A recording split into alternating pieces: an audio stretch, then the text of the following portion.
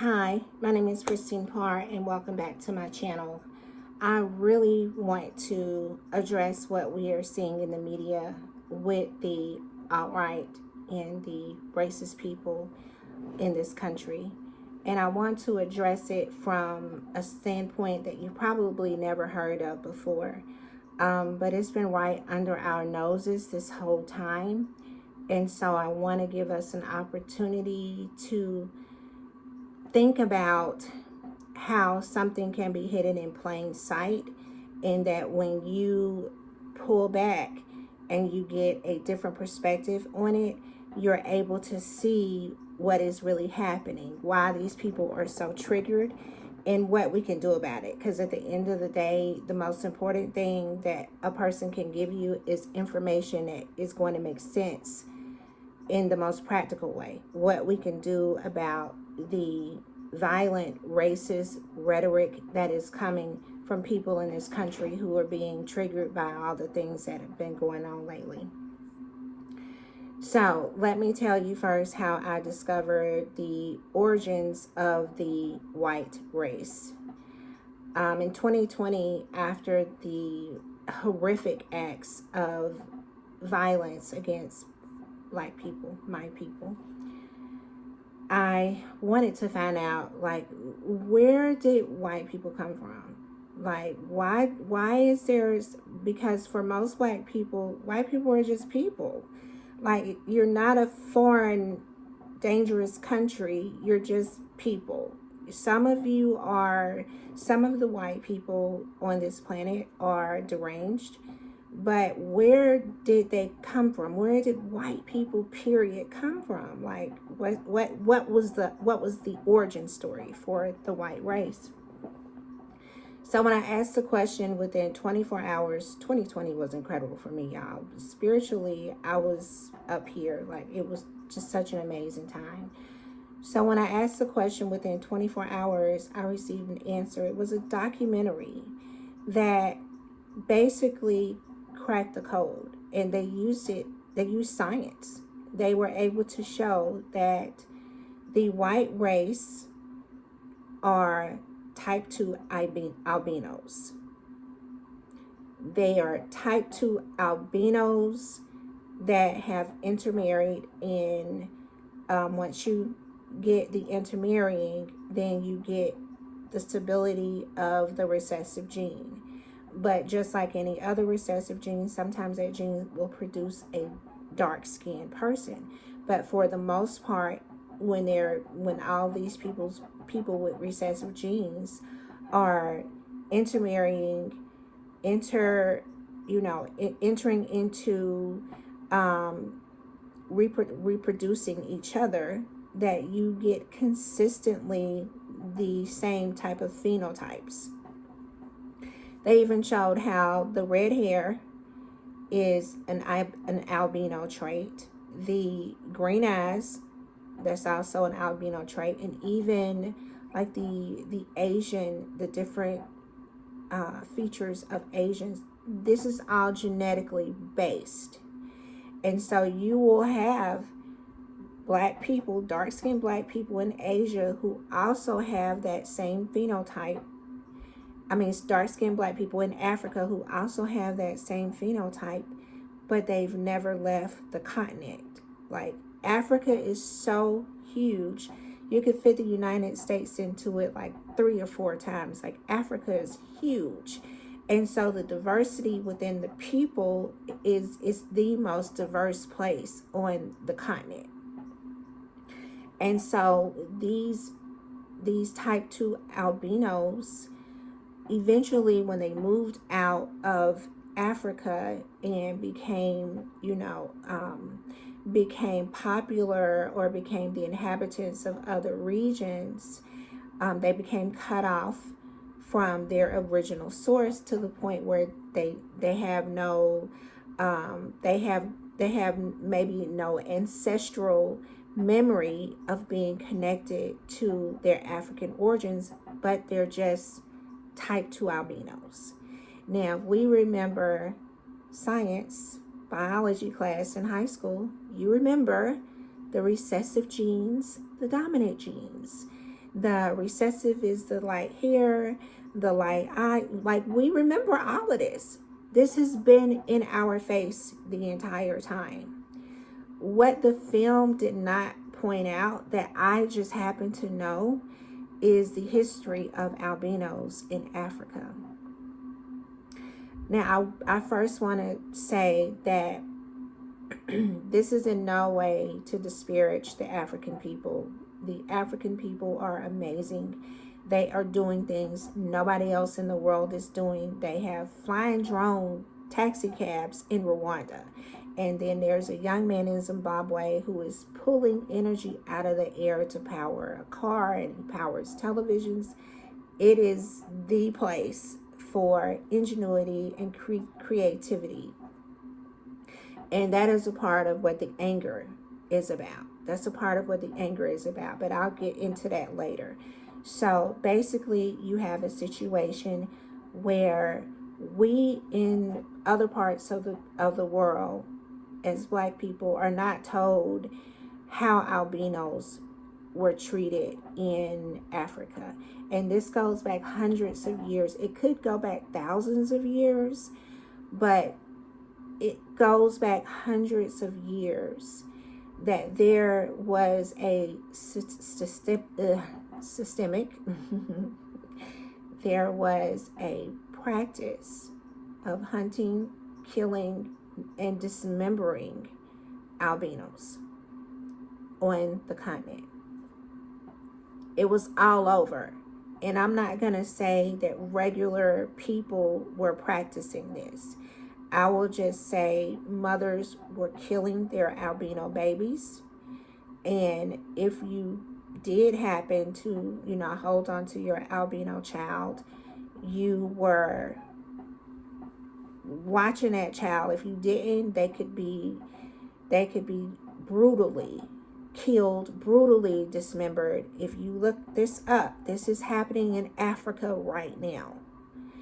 And so, if we know anything about epigenetics, you know that there are things that can be passed down to you through your DNA that you're not aware of, but it feels real. You believe it to be true, even if you are disconnected from the original event. So how the scientific community basically confirmed this is they did a study with rats. And they had a rat like push on certain buttons, and when the rat maybe pushed on the orange button, he got a shock. They found that the grandchildren of these male rats had a fear of the orange buttons when they'd never been shocked before. These grandchildren had never met their grandfathers, but it was passed down as a DNA code so that they were automatically wired to have a fear of the orange buttons. So I am saying that what looks like an irrational fear in white people of Black people is literally a wiring issue. It is literally the memory of their ancestors being hunted and brutally mutilated by certain people in Africa. Again, I don't want to smear the entire African culture. You're talking about thousands of tribes, all kinds of different people. There is no way of knowing how many people were engaging in this, but I'm sure it had to be a minority, because albinos will be wiped out. And if you think people don't get wiped out, people get wiped out. There's a couple of cultures, there are people that have been wiped out. And so I'm sure people were not, mainstream people, regular people, would never participate in the mutilation and murder of a albino person. But it was happening. It did happen, and it continues to happen. And so one of the things we have to ask as Black people is, why didn't Africans tell us this? We have all kinds of Africans in our country. Why did they never tell us that there was a practice of mutilating and killing albinos? This was something that was never shared with anyone that I know. The only reason I knew it is because I had a friend who did a lot of research for a website that he built, and he learned that albinos were being, brutally murdered. And so when I asked a friend of mine who is African about it, he was so incensed because there was this kind of, there was no acknowledgement that this could be the roots of color racism, that color racism literally started in Africa, and it started with the hatred of albinos. So I want to say that when we are looking at the context of history and we are looking at what is going on right now, we have to remember that the ancient people, the tribal people, had reasons for doing what they did that were very linked to superstitions and very linked to false information that was fed to them. And some of those people have continued to fall into the propaganda of whoever started these rumors, whoever started this misinformation. And so the average African is even today is not participating in this, but there is a chance they are aware of it, and you haven't heard about it because they are ashamed of it. They are ashamed of it. And the fact that it is not completely stamped out, they have to bear some responsibility for not stopping it, because it's been going on for at least hundreds of years. So let's say you're listening to this and you're like, there's no way, like white people are not type 2 albinos. I looked it up in ChatGPT. It says it's wrong. Let me tell you something. Look up in ChatGPT and ask it whether or not there are songs in Africa about albinos being killed. There are. ChatGPT will tell you there are not. According to my friend, there are songs about people brutalizing albinos. There are traditional oral traditions about these things being done to albinos. So don't always think that ChatGPT is the authority on things, because it's so much that AI doesn't know. And so I would tell you this: talk to an African and very cordially, very casually ask them, is there a history in their country of albinos being tortured, mutilated, and killed? Ask them, because it's documented. This is a documented thing. So let's say Europeans really aren't albinos. Let's say they just happen to look like they could be albino. And mind you, these are type 2 albinos. So these are not the features, the thick features albinos. Imagine a Somali person or an Ethiopian person as an albino. Just picture it in your mind. These are some gorgeous people, straight hair, keen features, very, very, they have a European look, but they came first. They were here before the Europeans. And so if you think about the tribal people of Ethiopia, the tribal people of Somalia, and imagine them as albinos. The albinos that have blonde hair and blue eyes, those are the white people we're talking about. Those are white people. And let me tell you how important it is for us to not let people trick us and tell us, that something that's obvious isn't obvious. I cannot find this documentary anymore. It's been scrubbed from the internet. There was an Indian family that was albino. And when I tell you, this entire family looked white because they are the ancestors of the white race. These people looked straight white, but they were Indian albinos. Now, their picture has been scrubbed from the internet. You know whose pictures are on the internet as Indian albinos?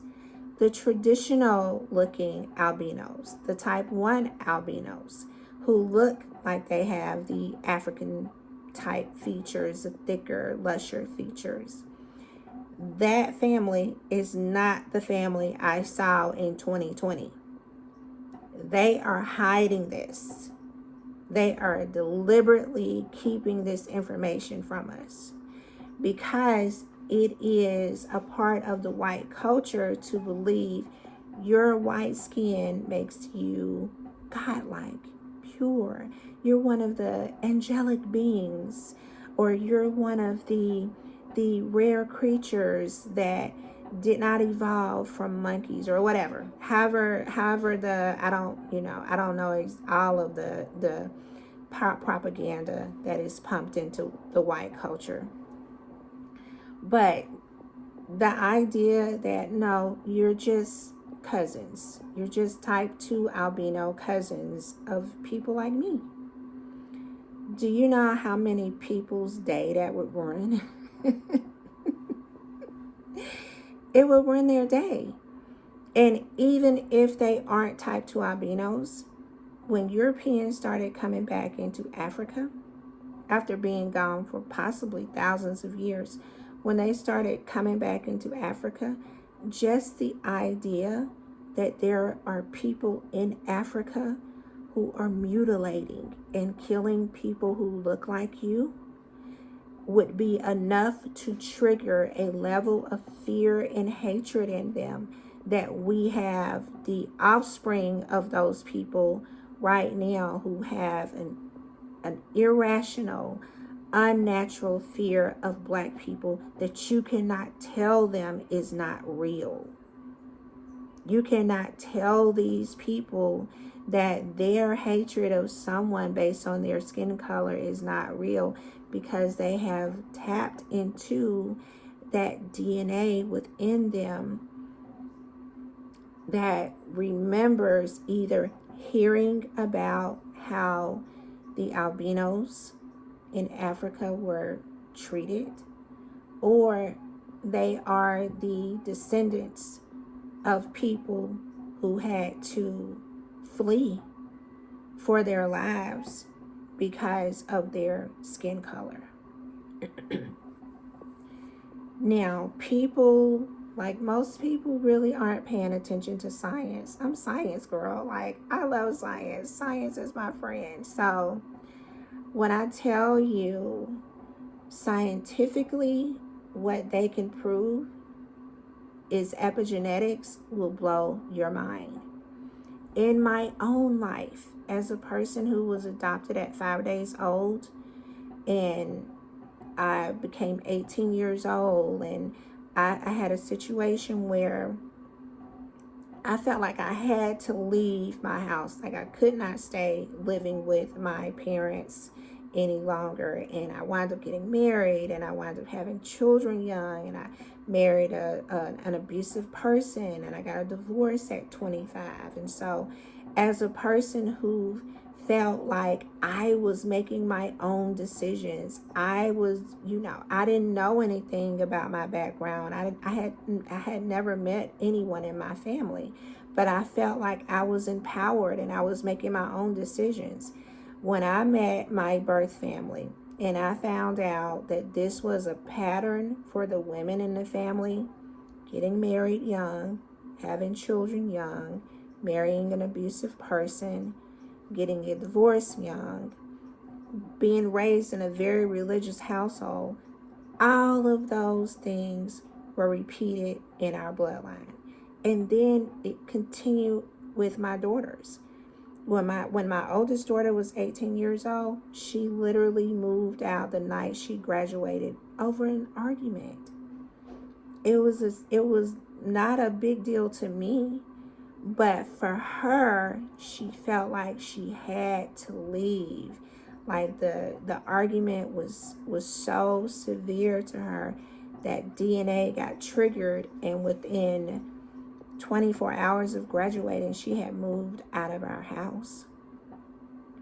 That pattern continued with another one of my daughters. Like, this is real. If you look at your family, one of the insurance companies has that commercial about you're becoming your parents. You're clipping coupons and turning the air down and all those things. That is real.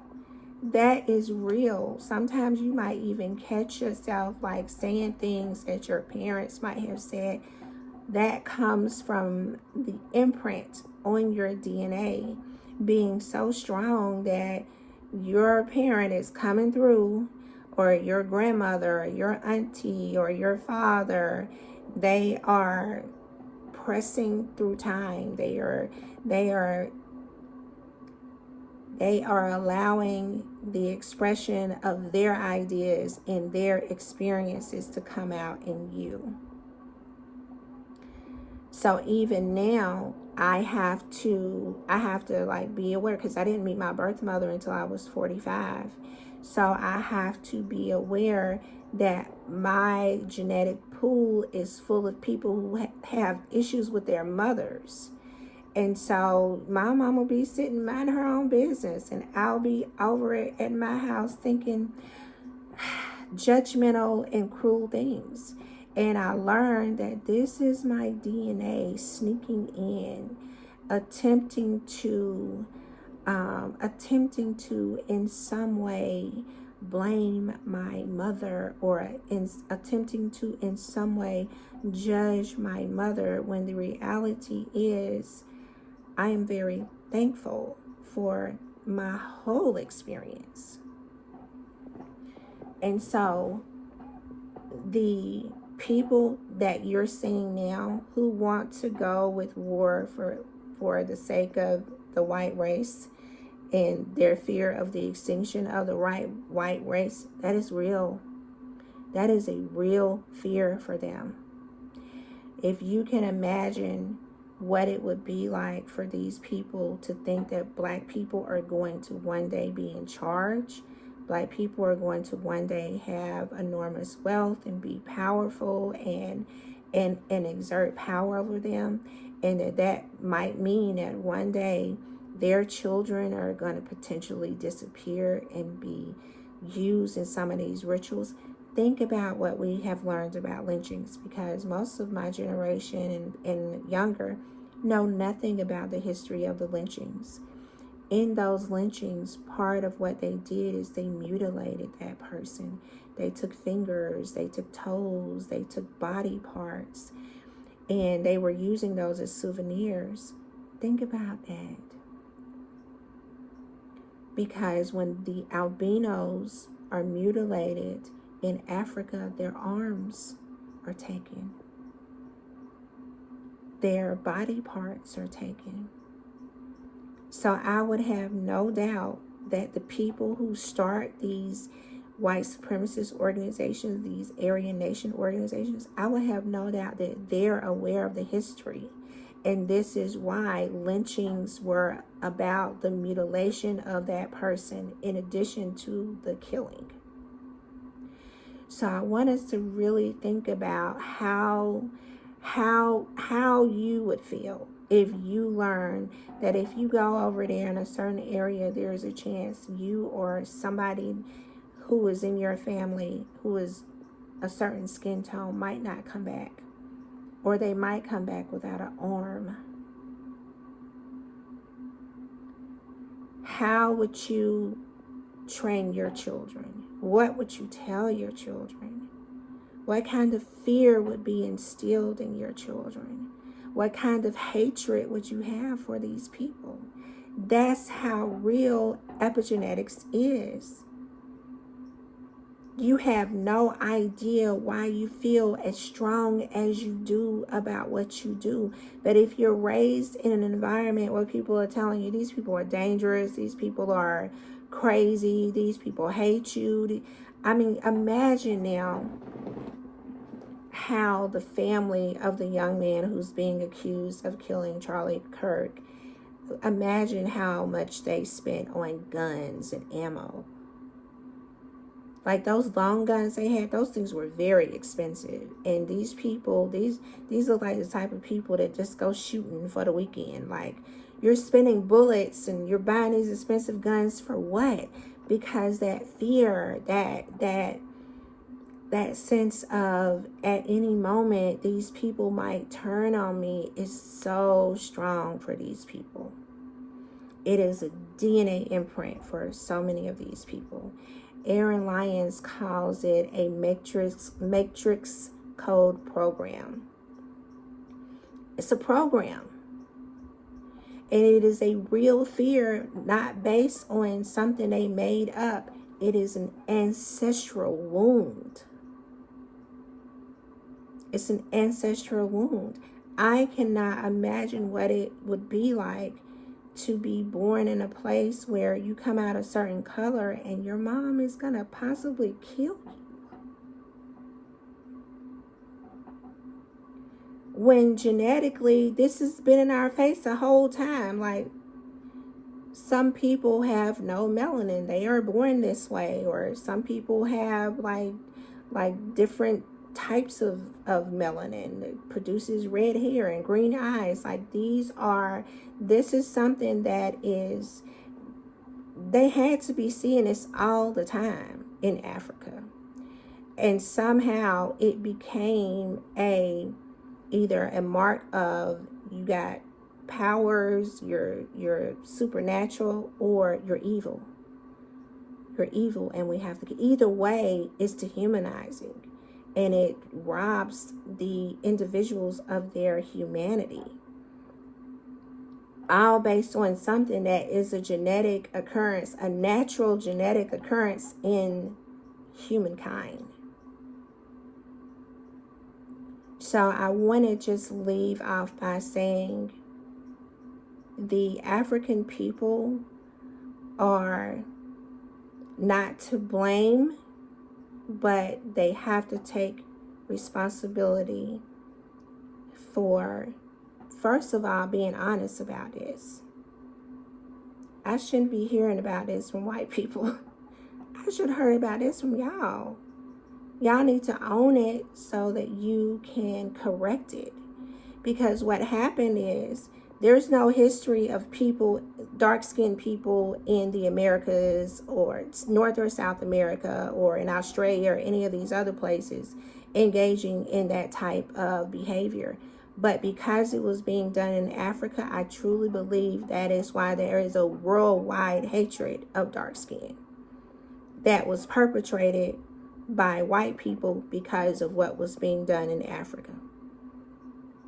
I truly believe that there is no way for us to correct this without people in Africa standing on business and stopping this practice and making sure they come out and they refuse to ostracize albinos. And they acknowledge that this was a part of their culture and that this was a part of their history, because you're only as sick as your secrets. To hide this, especially from black people, other black people in the diaspora, to not tell that you all have parts of your community who are engaging in this type of activity. That's like not telling me that, you know, there's you all have dangerous practices based on color racism, but I'm embracing your culture and I'm embracing your ways without fully understanding that that means I could potentially be embracing something that I find abhorrent. And again, I love African culture. I love African culture. I love the African people. I know this is not a widespread practice in Africa, but it is enough a part of the culture that albino children are hid from what we've been seeing online. Like, my African friend got really mad at me because he's like, you're listening to people who always lie. And the only thing I can say to that is, if these are the people who brought me the story and you didn't bring me the story, I am going to, of course, be predisposed to believe the person who brought me the story, because you didn't bring it to me. You didn't tell me that this was going on. And it's important that Black people in this country know what's going on, because we are deliberately being targeted because of this practice, in my opinion. From my research and from what I have been able to learn about this issue, you cannot get away from epigenetics. The only way you can break the curse or the spell or the binding of an epigenetic memory is to acknowledge that it is there and then work to reverse it, to release it, to neutralize it. Playing the victim or refusing to acknowledge that there is a contributing factor. I want to strike playing the victim. I don't want anybody to think that I believe that someone plays the victim when they're targeted by races.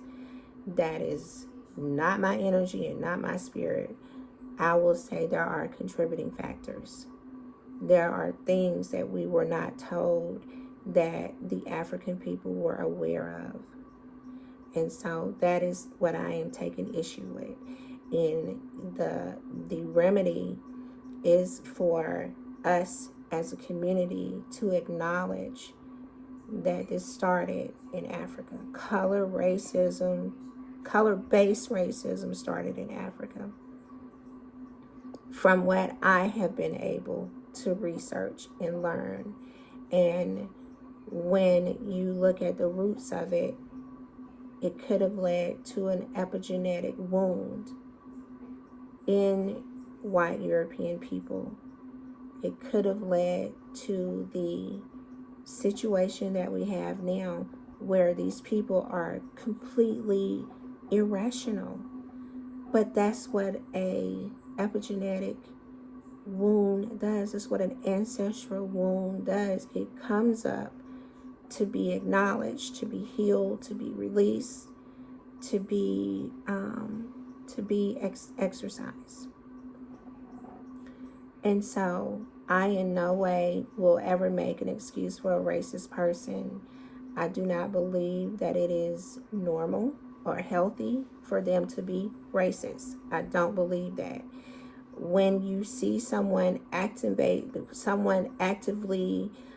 being triggered by their epigenetic wound, it's not going to make sense. It'll never make sense.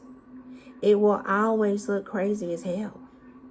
When the other rats were watching those rats refuse to go to the orange button, they were looking at the rats like, what's going on with y'all? Like, this is crazy. What is happening now? And that is how we are looking at these people who want to start a race war with Black people. Like, y'all are focused on the wrong thing. The country is going down because you all don't know how to prioritize. You sitting here shooting at plastic people in the desert instead of working on what Black people and other cultures in this country are working on. We're building businesses. We're getting educated. We're taking care of our families. We are investing in ourselves. We are leaving the country. We are sometimes coming back. We are learning new things and expanding beyond our limitations because we want to be able to contribute something of value. wanting to go to war with immigrants and black people because you want to be able to steal your way to prosperity, that's not going to work anymore. It doesn't work anymore. It doesn't work anymore. What they're doing in Africa, and that's the thing, like the continent of Africa is the richest continent on the planet. Like, you cannot, they've been robbing Africa for hundreds of years, and Africa still got more. Africa still got hundreds of more years of diamonds, gold, platinum, all kinds of stuff. Like, you can, when you have that kind of wealth in your country, that gets into the people. The people are the wealth. The people are that's why the ingenuity and the creativity that's coming out of Africa is showing. Yeah, we got minerals, gold, diamond, chocolate, whatever, but we are the wealth. Like, we're the gold, we're the diamond, we're the platinum. If you weren't trying to keep us from fully expressing that, everybody could benefit. But the reason why the white culture believes they have to dominate and suppress that is because they believe they will be in danger, and their children will be in danger if they don't. And that is real for them. That is a real place for them. That is based on an ancestral wound. I cannot express that enough. I want everybody to look at their families and look at people who are acting just like somebody in your family, who's toxic, who's self-destructive, and they will not acknowledge that they are behaving irrationally, but they're behaving just like somebody in your family that you know. This is what is happening on a larger scale with the white community that is triggered by what has been happening since Obama was president, and even longer than that. Like, this has been going on for quite a while, but they just came out the woodwork and kind of, they're being given support in the media and being given support from people who are not afraid of black people, from people who know this history and are willing to exploit it to their benefit. And these people are very well aware of what's going on. And as long as they can continue to divide us and have us pointing fingers and have us obsessed with this issue, you aren't looking at how they are robbing, killing, stealing, and have been doing this for a very long time. And so I wanted to get this out. This took a minute to get out because I really don't want to offend anyone. I hope nothing in this can be taken as disparaging the African people. I want the African people to know you are loved. You are greatly loved by so many people, but you've got to come clean about what has been going on in your country, and you have got to correct this because everybody's paying for it. Even white people are paying for it because they don't get the benefit of all your beautiful, wonderful energy and inventions and creativity because they are locked into this fear to the point where they can't see how magnificent and amazing you all are. All right. I think I did it.